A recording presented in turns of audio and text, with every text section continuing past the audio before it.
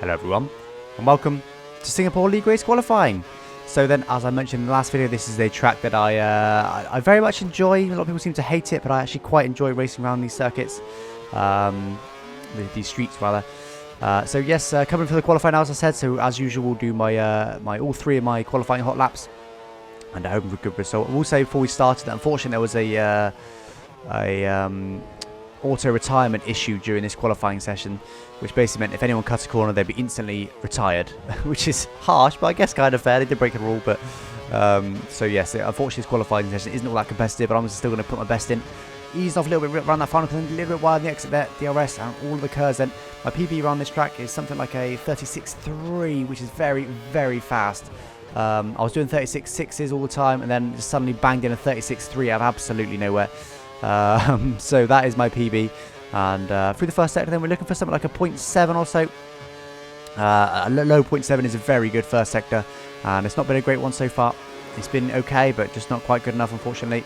And it's just about the river, which is right at the end of the straight, and there we go, 0.8.5, so about a tenth or so off where I'd want to be ideally. And middle sector time, just breaking a little bit deep there, but I think we got away with that. Actually, that was pretty sweet.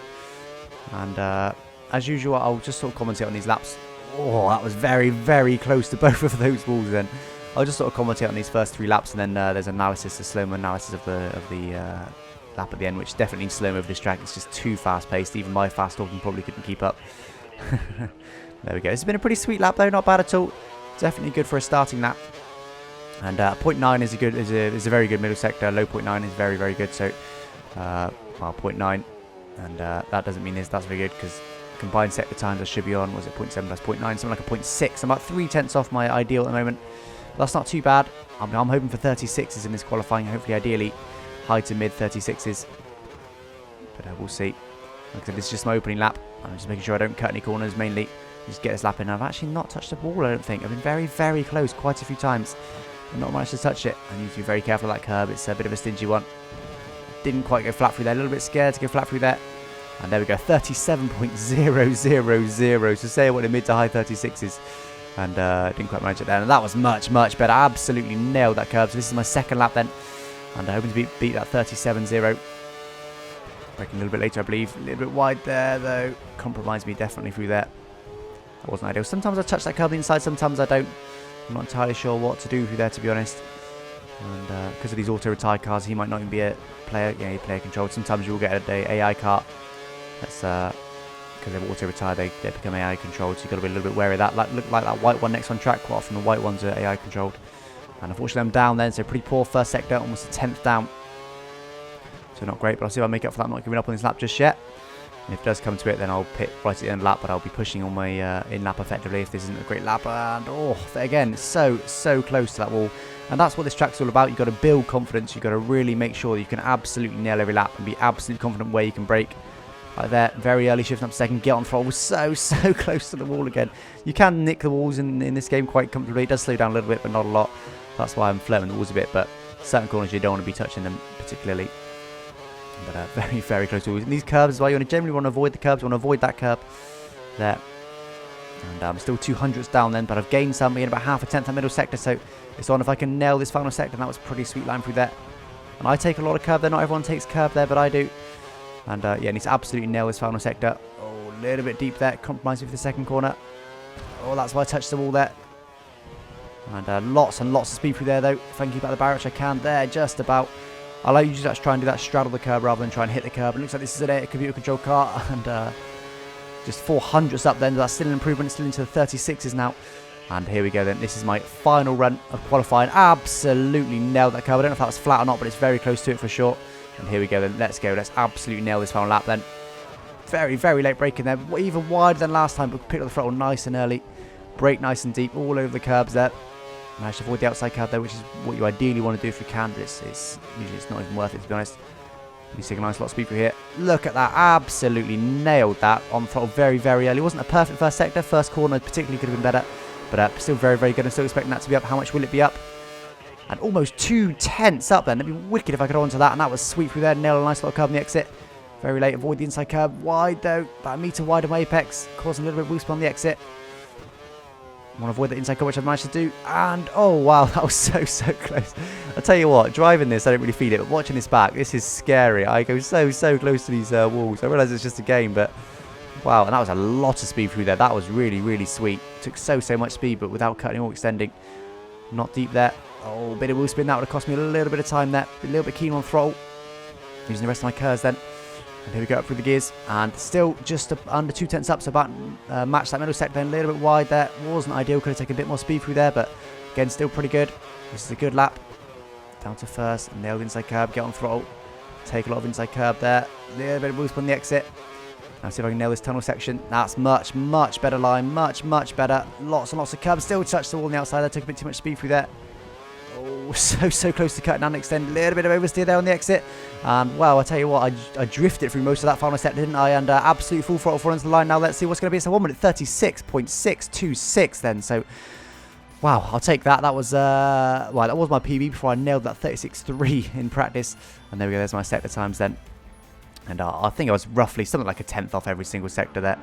And here we go then. So that was pole position, of course, as well. As I said, then it wasn't fully competitive though. So wasn't quite full throttle there, just eased off throttle, absolutely nailed the curve, full throttle, and the rest of my curves, and you'll use some curves before that final corner as well.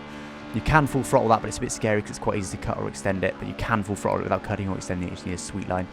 DRS is wide open, then breaking just past halfway between the 100 metre boards and 50 metre boards, right down to third or some second. I'm going to be nailing that curve, just missed it though, which pushed me wide. Caused me to have to ease off a little bit. Would have run on throttle earlier if I could have done. Breaking nice and late. I take a bit of curve on the inside there. Just to help me around this corner a little bit. Try and avoid that curve on the outside if you can, which is what I've done there. You can get better traction, but it's not the end of the world if you do go over it then. A little bit of squirt curves there, I believe, on the exit. Up through the gears then. Just as you get to this curb here, you're braking. Use all of the curb right down to second. You want to try and nail the curb just like I did there. Get on the throttle very early. Turn the car. Look at that car rotating just nicely. Absolutely, well, I won't say perfect through there because I didn't quite use all the track, but very close to perfect. Using just over half my curves then. DRS is wide open, of course. Got my, you'll see my setup very soon, but got my gear set up to be just about in the rev limiter here. Breaking half between the 100 metre board and 50 metre board there, right down to, I believe, first gear, is it? Or second? No, second gear. Nail the curb on the inside there, and nail the curb on the outside there. Straddle the curb so you get best exit possible. Up for the gears once again. Breaking just after that, I believe it's a flag colour board. Run a little bit deep there. I'm trying to get it turned a bit earlier than that, and a little bit of boost on the exit as well, just trying to recover from going deep there. And using lots of track on the outside here, braking just before you turn in, really, right down to second. Trying to avoid the curb, which is perfect through there. Just avoid the barrier. That was pretty much perfect through that. It's exactly what we want to do. So really good example there. Up through the gears once again. Braking then, I believe just as we get to 50 metres on the right hand side there, that's all right. Right down to second. Absolutely nail the curb inside. It does push the car a little bit wide as you nail that curb, but if you nail it right, you should be okay. Get it down to first, get it turned in very early because you want to nail all of these curbs just like that. Get on the throttle very early. Avoid that barrier on the outside, definitely, because there is a glitch in that barrier. You can use the front when you even destroy your car. Braking just as you get to the bump on the right hand side there, right down to first, you get it all turned in. Look at that, right near the curb. Get on throttle progressively, a little bit more progressive than that, but do avoid that little section on the right hand side past the white line, because there is not so much grip out there for sure, so avoid that. And I just got a little bit keen on the throttle there. Probably lost about half a tenth, surprisingly, down here. Just with that little bit of wheel spin there. And up through the gears then, up to sixth. Just braking just after 100 metre on the left-hand side there. Braking very hard, right down to first. Get it all turned in. Avoid that curve on the inside. Definitely, it will just push you wide. Get on throttle very early. You can use all the track on the exit here. I didn't actually use all of it there. Could use a bit more track angle on the throttle a little bit earlier.